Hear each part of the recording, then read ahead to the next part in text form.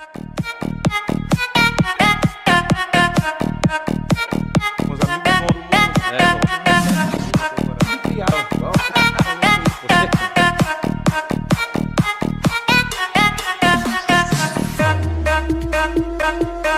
A partir de agora, Rede Brasil de televisão com a gente. Obrigado aí pelo carinho. Estamos aqui na GDS TV Brasil, GDS Web Rádio Brasil, Rádio Mania FM, nas nossas plataformas digitais. Hoje é dia de Júnior Corrêa. Juninho está aqui, vereador em Cachoeiro. E a gente, Juninho vem aqui e a gente começa a debater alguns assuntos. Tem um monte de assunto para a gente falar hoje. Vamos começar falando da homenagem da cachoeirense presente este ano, merecida, tá? Esse ano escolheram bem, muito bem. Juninho, tudo bem? Tudo bom? Tá tranquilo? Bom dia a todos aí que tá ouvindo a gente na rádio, GDS. Bom dia, né? Uma boa noite para quem está vendo a gente pela televisão. E aí, vocês escolheram, votaram lá, escolheram a irmã Otília para cachoeirense presente, né? E ela aceitou na boa? Bom, foi votado terça-feira. Eu não sei se foi comunicado a ela que ela foi escolhida ainda, né? Uhum. Mas não teve disputa, né? Porque a gente nunca coloca disputa. A gente sempre tenta entrar num consenso antes de fazer a votação. E tinha sido ventilado o nome do Dr. Gastão no ano passado. Uhum. Aí o nome do Dr. Gastão foi feito um pedido, né, pelo ex-vereador Amaral, porque o ex-vereador Amaral, como ele está com problema de saúde, problema renal, né? E ele faz hemodiálise. Uhum. E quem estava cuidando dessa parte era, né, o Gastãozinho, o filho do Dr. Gastão. Aí ele falou, podia homenagear o Gastãozinho ou o Gastão. Aí eu falei, bom, vamos homenagear então o Gastão pai, primeiro, né, porque o Gastãozinho tem muito tempo. Mas aí no ano passado houve um outro pedido para o Dr. Wilson Márcio Depes. Por questão de idade, a gente escolheu o Dr. Wilson Márcio Depes. Quando chegou esse ano, eu entrei em contato com o Gastão. Aí o Gastão, olha, Juninho, isso antes do nome da irmã Otília ser colocado. Eu falei, olha, eu já recebi o título de cachoeirense presente na época de Zetaço. Aí eu falei, caramba, a gente não sabe, não lembrava, né? Não, você não era nem nascido. Não, eu não era nascido, mas os vereadores não lembravam. Aí eu falei lá na Câmara, aí eles procuraram nos anais e viram que ele tinha recebido. Nesse meio tempo... Seria um grande homenageado também. Gastão é uma figura... também. Seria, mas Otília também, nossa, tomara que ela seja. E aí, nesse meio tempo, o nome da irmã Otília foi indicado, né? Porque aí passou pelo processo, deram ela o título de cidadania cachoeirense, que precisa ser cachoeirense, então nós tornamos ela cachoeirense, e aí ela foi indicada para poder ser. Aí a Câmara escolhe o cachoeirense presente, o Executivo o ausente. O ausente. É isso? O trâmite do ausente eu não sei muito como é que funciona. O trâmite do ausente normalmente era votação, né? É votação. Ainda é votação, né? As pessoas vão lá, as entidades apresentam o nome, por exemplo. Eu estou numa entidade, eu tenho um nome meu, nosso, nós vamos lá e colocamos. Aí você está numa outra entidade, você quer escolher um outro nome. Você coloca lá o nome, e assim sucessivamente. E dessa maneira... Eu lembro, eu tenho memória, na época de Castiglione, e teve votação mesmo. Agora, antes a votação era aberta, agora as entidades votam. Tem a Associação dos Moradores, aí tem um representante da igreja, tem vários representantes que eles vão lá e votam. O que eu acho... Como é que você coloca um cachoeirense ausente que você quer homenagear em disputa? Aliás, se você virar prefeito, muda isso. Manda para a Câmara uma lei, muda isso. Você não pode colocar em disputa, você coloca os nomes são escolhidos, aí o cidadão que vai concorrer, ele é comunicado e ele topa ser homenageado como cachoeirense ausente, ele topa, aí ele entra numa disputa com os outros cachoeirenses ausentes. Aquele que perde, vai, a minha cidade não me escolheu. A minha cidade não votou em mim. E independe disso, depende da campanha que é feita com as entidades, a influência que o grupo que está representando aquele nome tem, enfim. Acaba independendo do trabalho feito, né? Acho que deveria mudar isso. Deveria escolher um nome realmente de destaque, né? Porque... A Câmara tem umas homenagens lá que homenageia, eu acho que é de acordo com interesse eleitoral, não é pelo destaque das pessoas. Não é como cachoeirense presente, por exemplo. Tem muita gente que não recebeu o título ainda de cachoeirense presente. E são as pessoas que têm uma importância para a nossa cidade muito grande, que é o caso de vocês, Câmara Municipal. É que aí lá não tem disputa, eu acho isso bacana, só é votado e vocês aprovam. A votação é pro forma, né? Dos vereadores. Exatamente. Agora, mas um cachoeirense ausente deveria ser escolhido. Eu concordo com essa questão dessa disputa que é feita, né? Eu acho que dá mais homenagem, ainda mais quando se trata de homenagem. Não né? é? Homenagem é aquela coisa, como é que eu chego para você e falo, se você quer participar de uma disputa para ser homenageado, né? Cara, parece que é ilógico, né? Não existe Tem que chegar isso. E falar assim, olha, eu quero te homenagear. E pronto. Isso, homenagem, né? É assim, rapaz. A pessoa se sente lisonjeada. Isso. Agora, a pessoa participar de uma disputa para ela merecer. Eu não sei quem foi que criou, em qual mandato, mas quem foi que teve essa ideia louca. Eu estava vendo sobre a legislação de homenagens, né? Justamente para poder ver essas questões. Tem um bom tempo já, tem um bom tempo. Não, tem bastante tempo. Essa disputa Eu acho que é desde a década de 80, eu acho. Eu já falei, mas deixa a gente falar só um pouquinho. A irmã que vai ser a cachoeirense presente esse ano, na festa, vai receber as homenagens, ela presta um trabalho fantástico, de maneira especial à Santa Casa. Há mais de 60 anos, ela vai em todos os leitos da Santa Casa e em outros hospitais também. A Santa Casa, onde ela faz isso.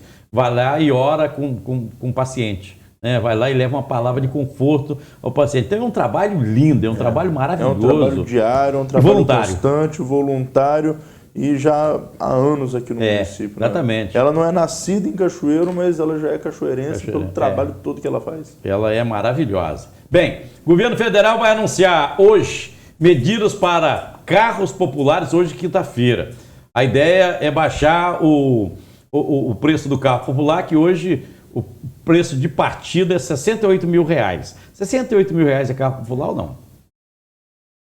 Depende do salário, depende de quem é do popular, poder né? de compra. Porque assim, a gente tem a visão do carro popular de 30 mil quando nós tínhamos um salário menor, né? Na época que o salário era 500, 600 reais. Isso. Né? Hoje o salário está R$1.100. Eu não estou falando que eu acho que um carro de 68 mil é bom, que eu acho que... Não, mas eu acho que faz parte a gente já comentou sobre isso, tá, Parraro? Eu não sei se você lembra, quando eu comentei aqui sobre a questão da política que não só o Brasil, mas praticamente todos os países têm de depreciação da moeda. Né? Essa política de depreciação que envolve não só a inflação, que envolve, né, diversas índices, toda medida de depreciação da moeda leva a esse tipo de coisa. Leva o país a ir para a crise, sabe? Todo país, né, do mundo, seja ele no modelo capitalista ou não, mas o do modelo capitalista, se segue essas regras, ele vai ter crise em algum momento da sua vida. É cíclico as crises, né, nos Hoje países. nós temos um carro popular com preço de partida de 68 mil. E aí tem carro popular de 90 mil, tem carro popular. Porque aí quando você fala de carro popular, a gente fala assim, olha, o carro popular, tem duas maneiras de você enxergar o carro popular. O carro popular é aquele carro, de um jeito, que é o carro popular, que é aquele carro que vem sem os acessórios. Aquele carro simples, é o carro base. Nós estamos olhando para o veículo, né? Quando você olha para a questão do carro popular, é aquilo que a população mais pobre pode comprar. É aquele cidadão que ganha 2 salários mínimos, que ganha um salário, ele pode financiar o carro e tal, e é uma outra visão sobre o carro popular, né? Que é uma outra questão. Por exemplo, um carro de 68 mil, o pobre não pode comprar. O pobre não está podendo comprar comida no supermercado, como é que ele vai comprar? Né? Aí o presidente vai anunciar hoje, junto com a indústria do setor, caminhos para que esse carro fica mais barato. Esse é o caminho? Sim, claro. Esse é o caminho? Claro. Isso alavanca a indústria, mas isso não endivida o cidadão que... Nós já falamos sobre a questão facilidade para o cidadão se endividar? Você falou que ele vai conversar com Não, o lançamento já está conversado, alinhado com a indústria. Então, isso vai ser lançado hoje. Então, eu diria que eles estariam fazendo algo que poderia levar as pessoas a se endividarem se eles estivessem conversando com bancos de crédito. Aí é problema. É igual já aconteceu no Brasil. Liberar, ainda tem muito disso, né? Linhas de crédito para poder financiar carro em banco, isso sim endivida o país. Entendi. Eu sempre falo disso, muito embora o governo ele dê essa possibilidade para que as pessoas possam ter mais um recurso para poder adquirir um bem e até poder crescer de vida, mas aquela pessoa que não vai usar esse bem profissionalmente para poder ganhar dinheiro, ou por exemplo, você não vai usar o carro para poder trabalhar, não vai usar o carro para poder gerar renda, então não financia o carro. Tenta comprar o carro quando você já tiver quando tiver juntado um dinheiro suficiente, porque senão você vai financiar o carro, aí aquele valor que você poderia estar juntando para comprar, você vai estar deixando todo mês de investir na sua vida para poder pagar o carro. Vai chegar um momento que você vai pagar. E olha que você está falando aí somente do financiamento do carro. Você não está nem falando da manutenção. Você vai botar um tanque, vai encher um tanque é R$250. Aí você junta. Isso. Eu não estou nem juntando. A pessoa que já não tem dinheiro para poder comprar um carro, ela vai ter que financiar. Aí depois, além de pagar o financiamento, vai ter que pagar tudo isso. Vai chegar um momento que ela não vai conseguir pagar o financiamento. Aí vai enrolar e vai acumular juros. Entendi. Porque financiamento tem juros. Você traz uma coisa diferente até do que eu falei aqui, mas eu não tinha essa visão que você está tendo, que eu achei interessante. Que é que eu falei, olha, não adianta botar o carro mais barato se você não tirar, por exemplo, taxa de juros do financiamento e tal, mas na realidade é o contrário, né? Eu acho assim, que se ele está conversando, se o governo está conversando com a indústria, quais são as próprias soluções? Diminuição de imposto em cima dos veículos populares, não sei, uma parceria do próprio governo com países que vendem produtos e peças para esse tipo de carro, para vender mais barato. Isso tudo são medidas de barateamento. O que me parece que está certo, é interessante você falar sobre isso. O que parece que está certo, não foi anunciado, mas isso vazou. E o governo vai facilitar vai permitir que o cidadão use parte do seu fundo de garantia para comprar o carro, para dar entrada no carro. Pode ser uma ideia. O fundo de garantia é aquela coisa. Eu acho que o fundo de garantia ele pertence ao trabalhador. Isso, é do trabalhador. De qualquer coisa. Já deveria ser liberado, é dele mesmo? É dele, ele já tem que pagar aquele negócio lá. É claro que é aquela coisa que eu vivo falando, né? O Estado brasileiro, principalmente o Estado brasileiro especificamente, ele tem muito um pensamento de ser muito paternalista. A gente fala muito disso, do Estado paternalista. O Estado brasileiro ele quer muito cuidar de como você tem que fazer as suas coisas. Então, o Estado brasileiro ele quer cuidar, eu tenho que tirar um dinheirinho seu para ficar no fundo de garantia. Eu tenho que tirar um dinheirinho seu para ficar na Previdência. Eu tenho que tirar um dinheirinho seu para fazer não sei o quê. Cara, o salário é do cara, ele faz o que ele quiser. Sim. Se ele não quiser contribuir com Previdência, vai chegar lá na frente ele não vai conseguir aposentar. O problema é dele. O problema é dele. Sim. Mas se não tirar o dinheiro do fundo de garantia, isso tudo é desculpa que o Brasil criou, isso tem tempo, né? Lula, né? Ninguém foi criado, é uma desculpa que o governo tinha de tirar dinheiro seu para usar em política pública e quando chegar lá na frente te pagar. Isso. E por isso que quando o cara vai aposentar ele tem dificuldade. Porque o governo não tem dinheiro para poder pagar a aposentadoria. Porque ele gasta, as pessoas acham que o governo guarda no banco. Não guarda no banco, ele gasta. O fundo de garantia está sendo utilizado para o governo fazer política pública lá. O seu dinheiro que ele tirou de você só é um número lá no governo. Mas não existe aquele dinheiro. Ele está gastando. Quando chegar na hora de você resgatar, aí por isso que toda vez, não dá para resgatar agora, se fizer isso, se fizer... Não, isso, exatamente. Se é direito dele, tem que liberar. Deixa eu puxar o intervalo. Eu, na minha visão, fundo de garantia, essas coisas, previdência não, porque nós temos uma previdência social que tem uma função social. Né? Aí é uma outra discussão. Mas agora, fundo de garantia, cara, é direito do cidadão. O dinheiro é dele. É dele. Ele Se é o ele dono. quiser tirar para comprar um carro, ele corre o risco. E no dia que ele precisar tirar para fazer um tratamento médico, ele não vai ter. Sim, não vai ter. Aí ele vai começar a ter consciência. Não, pô, eu podia ter segurado aqui. Isso aí, exatamente. O cidadão tem que começar a aprender a usar o seu dinheiro. O que o governo não tem é o direito de ficar com o dinheiro do cidadão e aí, por exemplo... Eu acho besteira liberar para poder comprar carro. Eu acho besteira. Quem pega, eu acho que está fazendo a maior besteira do mundo. Para comprar carro, eu acho que está fazendo besteira. Eu vou puxar o intervalo comercial e voltamos para a gente conversar mais. Eu vou deixar uma pergunta aqui para a gente voltar a falar. Conversei com 2 amigos empresários do setor do granito essa semana e eles estão assim... muito preocupados, desesperados na realidade, porque por falta de segurança com o governo Lula. Eles alegam não ter segurança e estão muito preocupados com isso. Eu queria ouvir você sobre essa questão aí depois do intervalo comercial, já, na sequência.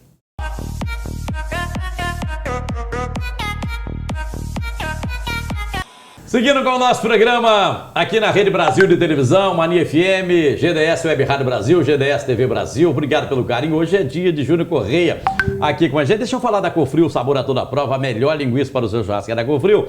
Mas eu quero falar da calabresinha Cofrio, que é deliciosa, que eu utilizo lá em casa para fazer vários pratos. Essa semana eu fiz aquele caldinho de feijão especial, utilizei a calabresinha Cofrio para fazer aquele caldinho especial.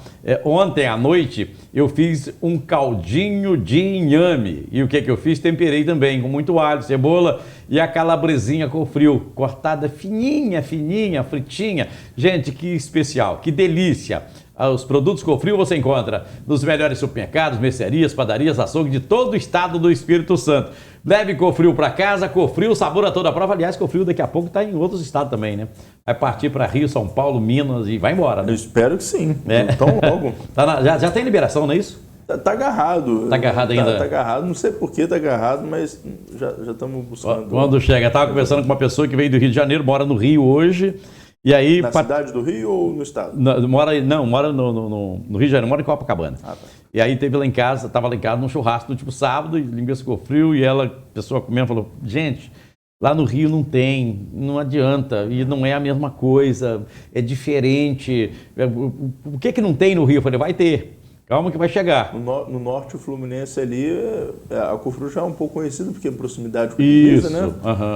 Campos, o pessoal atravessa a fronteira e vem comprar. Passa e compra. Não pode, mas eles passam, eles compram, é a vida deles. Né? Bem, vamos voltar ao nosso foco aqui, nossa fala, falando ainda de economia. A gente vai vendo aqui, por exemplo, nós estamos falando aqui de uma medida do governo hoje, que é uma medida que...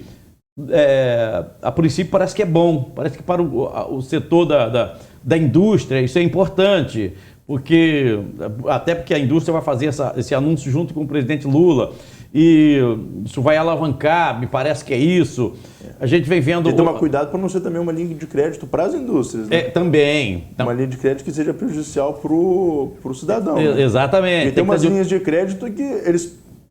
A gente já viu essa história, né? Empresas igual a JBS, JBRECH, pegava em financiamento com BNDES e nunca pagava, né? Exatamente. Aí, isso também não pode acontecer. A Lava Jato ela acabou pegando muito disso. Pegou, ali mostrou muita coisa que tinha... ele não pode voltar. E isso foi o governo Lula. Mais um pouco que a JBS tomava conta do Brasil depois do mundo. Que era um negócio louco, tá? Porque o que eles queriam, eles compravam. Compravam tudo, eles iam comprando tudo. E aí o cidadão fala, mas isso é bom. Isso não é bom não, é você deixar um setor na mão de um grupo só. Pois é. Entendeu? Você não tem concorrência. Eu lembro quando a própria Sadia e a Perdigão foram fazer uma fusão, né? Eu lembro que eles não puderam fazer de uma hora para outra não, porque eles juntos dominavam 80% do mercado, isso já entra como monopólio. Aí eles tiveram que tirar mercadoria, tiveram que sair um bocado de mercado para poder permitir a concorrência, né? A JBS está para esse caminho, e usando financiamento público através de crédito que eles não pagavam. E isso não pode acontecer. E aí você levanta essa questão da indústria, tem que estar de olho nessa no anúncio. Nessa que é o questão. Anúncio? Porque aquilo que eu falei no primeiro bloco. Se o anúncio da medida for diminuição de impostos para poder fomentar a indústria, inclusive para poder trazer de volta montadoras como, por exemplo, a Ford, que saiu do Brasil, Se o anúncio for para fazer parcerias internacionais para poder diminuir o preço de custo das peças, porque como a gente só tem montadora, a gente tem que trazer peças de fora, então diminuir o custo de tudo isso. Imposto de importação. Isso tudo é medida positiva para o Brasil, porque sai do custo do produto e não cai na ponta, que é o consumidor final. Agora, linha de crédito para a empresa, linha de crédito para o cidadão, tudo isso, a linha de crédito para o cidadão, indivíduo cidadão, o cidadão chegou uma hora que não paga, vira uma bola de neve e estoura essa bolha, igual aconteceu lá no passado. Se linha de crédito para a empresa dos moldes antigos, vai só pegar empréstimo e quebrar o Brasil. Sim, sim. Aí, o texto do arcabouço fiscal foi aprovado essa semana, inclusive com o voto do vários, 30 deputados do PL votaram favorável. Enfim, parece que tem umas ações assim, mas eu conversei com dois empresários do setor do granito essa semana, e eles muito preocupados porque não se sentem seguros com o governo Lula. Por quê? Falta segurança em quê? Na sua visão? Ou é segurança jurídica? O que eu acho que o que mais pega é a insegurança jurídica, mas isso não só no governo Lula. Esse sentimento é um sentimento constante na vida do empresário brasileiro. A insegurança jurídica, principalmente quando parte de decisões, não só da legislação, mas é porque a nossa legislação, nós temos muita legislação, e as legislações elas são muito, muito vagas, né? Então, sempre tem uma jurisprudência, sempre tem alguma decisão que muda o entendimento, né? Então, tudo isso gera uma insegurança para o empresariado. O empresariado sempre tem aquela dor de cabeça. Atrelado a isso, você tem um governo federal que parece que não está conseguindo andar. A gente já tem falado isso muito aqui. O governo federal parece que não anda, parece que não tem de fato o anúncio de algo, de decisões que são pontuais para poder resolver um problema ou para poder mitigar alguns problemas. Não, é sempre demora. E até agora a gente não viu. O que o governo Lula produziu até agora? Já estão indo para 6 meses de governo. O que o governo Lula entregou para o Brasil? Nem a reforma tributária ele conseguiu entregar ainda. Ele ventilou, mas ainda está nessa coisa, né? Não se sabe o que é. Sim. Então, assim, o governo está travado. E aí o empresariado junta isso a outras falas, né, dos ministros, comunicados, tudo isso você casa com uma insegurança muito maior, jurídica e política. Como é que o cara vai fazer um investimento num país que ele não sabe se no ano que vem o país vai continuar andando? Pois é, e essa relação... Porque a nossa situação econômica atual, esse ano, ela ainda não está ruim. Né? Vamos falar a verdade, ela ainda não está ruim. Nós estamos numa situação boa. A gente ainda consegue estar recebendo nosso salário direitinho, está conseguindo pagar as contas, a gente consegue... Né? As coisas estão ainda caminhando esse ano. Só que a inépcia do governo, a falta de ações do governo de poder avançar, que traz essa dúvida. Será que no ano que vem a gente vai continuar desse jeito? Ou será que essa inépcia vai fazer o ano que vem a gente retroagir? Eu vi uma fala do Lira ontem, presidente da Câmara dos Deputados, dizendo o seguinte: o governo vai colapsar ali na frente. Foi a fala dele. E ele traz um sentimento, eu imagino que ela fala dele, ele traz um sentimento da Câmara dos Deputados, né? Que na realidade é onde decide tudo. E aí o Lira, ele pode falar isso com muita propriedade, por quê? A gente está falando de entrega do governo Lula. O governo Lula até agora só teve vitórias quando na Câmara ele precisava abrir crédito para poder aumentar o gasto público. Então, e ele já fez isso algumas vezes. Né? No governo de transição ele já pediu mais 200 bilhões, aí agora nesse início do ano já pediu mais, e ele só está aumentando o gasto público. Inclusive na tentativa de revogação da lei de responsabilidade fiscal. E hoje o conflito dentro do próprio governo é muito complicado. A Marina está com um problema seríssimo. O problema do Ministério da Marina não está só na relação com o Congresso, não. Está dentro do próprio governo. Ela chegou a dizer publicamente que o que o governo está querendo fazer é a questão lá do petróleo da Amazônia, que vai de encontro ao discurso do Lula. Isso aí. Agora, se você pega aqui no Jornal do Globo, está uma das principais matérias aqui. O Janones dizendo o seguinte: governo se rendeu à pauta do Centrão. Aqui a questão não está se o governo se rendeu, se deixou de se render, a pauta do Centrão. Está num sentimento ruim de um apoiador do Lula, que é o Janones. E aí você pega o governo Lula fazendo anúncios de reforma tributária que a gente não sabe ainda o que de fato o governo Lula vai querer com a reforma tributária, né? Mas o que a gente sabe é que não houve proposta de redução. Aí você pega Simone Tebet, que é ministro do Lula, na propaganda do MDB nacional, falando de uma reforma tributária contrária da que o governo Lula quer. Isso então, aí. É esse então conflito que você tem esse conflito diretamente. E aí esse conflito que a gente está dizendo aqui, isso bate lá na insegurança do empresário. O que o Alckmin está fazendo? Exatamente. Aí isso bate lá na... Porque o Alckmin é o vice dele. É o vice. Num colapso do governo, é o Alckmin que assume. Por que o Alckmin não está entrando na jogada para poder ajudar o governo Lula? Exato. E isso bate lá nesse empresário que eu estou dizendo, que a gente está dizendo aqui, que essa insegurança, falou, pô, eu tô parado, eu não tô andando, eu tô com muito medo, Acabou nosso tempo, Valdemir, já? Cara, 2, né? 1 minuto e meio. Então, essa insegurança bate lá no empresário, né? Depois da vitória do Lula, muitos empresários não fizeram investimentos novos, que iriam fazer. Por quê? Porque com o governo Bolsonaro a gente já sabia qual era o sistema de governo, qual era o caminho do governo. Então, sendo bom ou ruim, o empresário já sabia como se adaptar. Com o governo Lula, de novo, você tem uma insegurança. Então, até o empresário ter segurança, vai demorar um pouco, só que ele precisa ver o governo Lula trabalhando. E a gente precisa entender que as pessoas vão falar, porque o empresário ele é bolsonarista. Não se trata disso. O empresário não é bolsonarista nem lulista. O empresário é a empresa dele. A empresa dele, ele quer o melhor para o Brasil e para a empresa dele. Exatamente, é o melhor para o país, independente de quem está no poder. O que ele quer é ter segurança jurídica, segurança política. Ele não vai deixar de investir para poder atrapalhar o governo Lula, senão ele vai estar atrapalhando ele mesmo. Exatamente. Né? Ele queria o Bolsonaro porque ele achava que era melhor. Mas se é o Lula, então ele também quer crescer. Quer ver o país andar. Obrigado por ter vindo aqui de novo nesse bate-papo. Sempre bom demais conversar com você. Aprendo um monte de coisa aqui toda quinta-feira. Obrigado, tá? É isso. Um abraço. Tamo junto. Turma, fechando o nosso programa hoje, hein? Um beijo no seu coração. Fique com Deus. De volta na Rede Brasil de televisão, sempre 7h30 da noite, aqui na Mania FM, na GDS Web Rádio Brasil, na GDS TV Brasil. Nosso encontro marcado sempre de 8 às 10 da manhã. Beijo no coração, tchau, gente. Tchau, Brasil.